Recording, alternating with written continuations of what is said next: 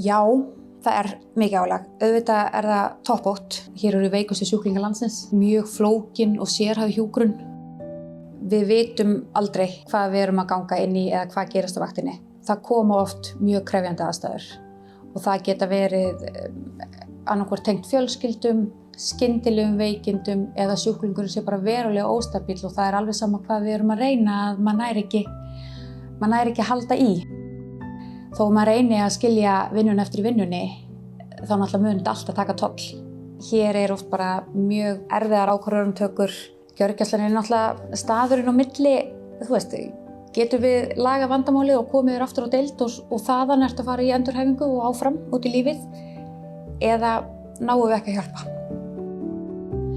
Það að skerða réttindi okkar þegar það vantar hjúkrunarfræðinga allstaðar í heilbrigðiskerfið og þegar Landspítalinn búinn að vera með neyðarákall, þetta bara eins og stríðsástand. Það eitthvað sem mér finnst frekar ætti að reyna að einbeita sér að gera starfið okkar meira heillandi og meira öruggt, af því hér erum við ekki örugg. Starfsumhverfið ekki eins og best á kosið. Vinnuaðstöðurnar eru bara úr sér gengnar.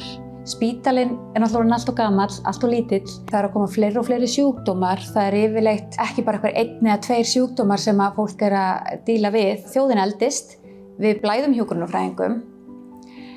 Að fara að taka áminningaskylduna sem eitthvað mannauðsverkefni núna hjá hinu opinbera finnst mér mjög skrítin forgangsröðun. Ég myndi halda að við myndum frekar vilja fá hjúkrunarfræðinga til starfa heldur en að reka það í burtu. Góð áminning sjálfsögð réttindi.